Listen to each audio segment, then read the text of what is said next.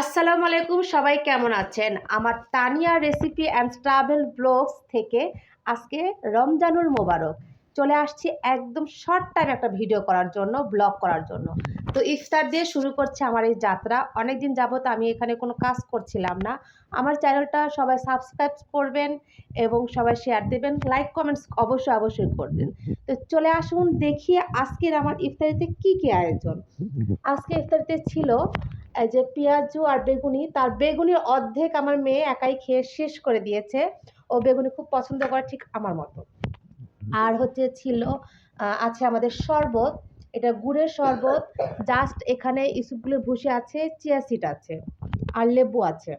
তো গুড়ের শরবতটা আমাদের জন্য মানে খুবই উপকার একটা জিনিস। আর এদিকে দেখেন ছেলেমেয়েরা কই বসে আছে। এই তোমার ওখানে কেন? সামনে আসো, সামনে আসো, সামনে আসো। ইফতারের সময় সবসময় সামনে এসে বসতে হয়, চিপাচাপির মধ্যে কেন? আর দেখাচ্ছি আমার সালাদ থাকতেই হবে, টমেটো আর খিরা দিয়ে সালাদ, আর সাদা ভাত যেটা আমি খুব পছন্দ করি। আজকে রাইতে আমার লাউ শাক ভাজি, আর আছে এই যে ইলিশ, এই সরি সিলভার কাপ, যেটা আমি বলি ইলিশের মতনই, ইলিশের ভাই আর কি। সিলভার কাপ মাছ আমি সাজিনা ডাঁটা দিয়ে আলু দিয়ে চচ্চড়ি করেছি। সিলভার কাপ মাছের মাথাও আছে। তো এই আলহামদুলিল্লাহ আমার ইফতারের আয়োজন এটাই।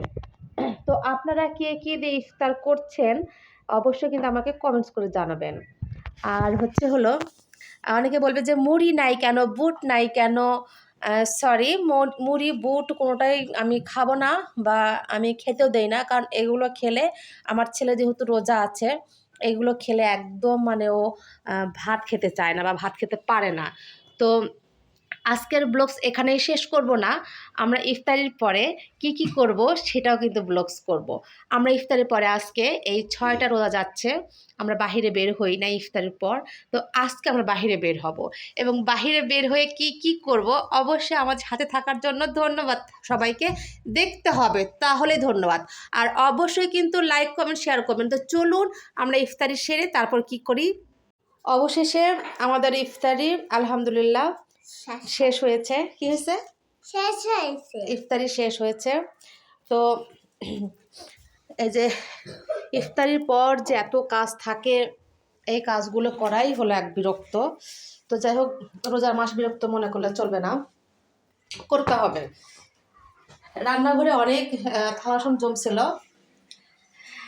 আমার হাজবেন্ড ওগুলো ধুয়ে দিয়েছে, আর বাকিগুলো আমার জন্য ধুয়ে দিছে। এগুলো কাজ জন্য ধুয়ে দিছো, এবারে ধুইছো ভালো কথা, এটা আবার কাজ জন্য ধুয়ে দিছো।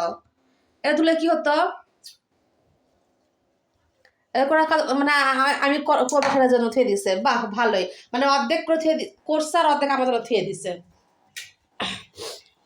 তো যাই হোক, আমরা পেট ভরে ভাত খেলাম, শরবত খাইনি, শরবতটা খাবো।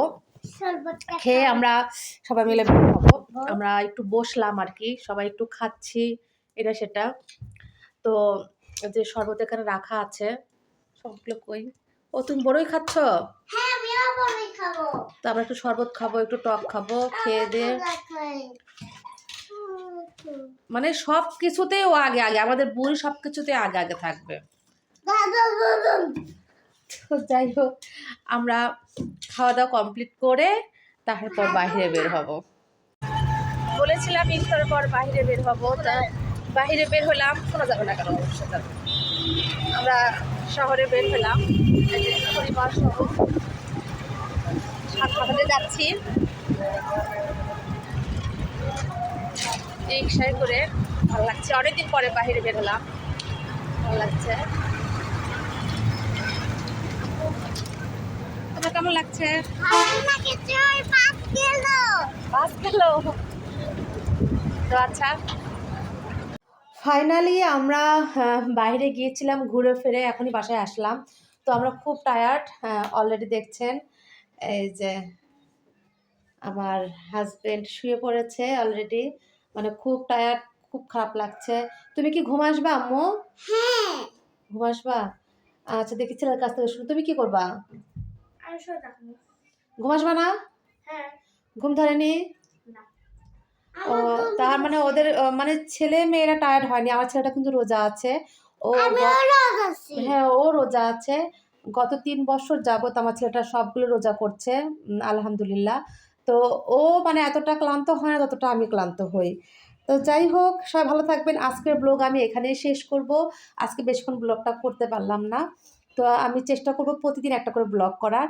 তো সবাই আমার চ্যানেলটা অবশ্যই সাবস্ক্রাইব করবেন এবং আমাকে লাইক, কমেন্ট দিয়ে শেয়ার দিয়ে পাশেই থাকবেন। খোদা হাফেজ, টাটা।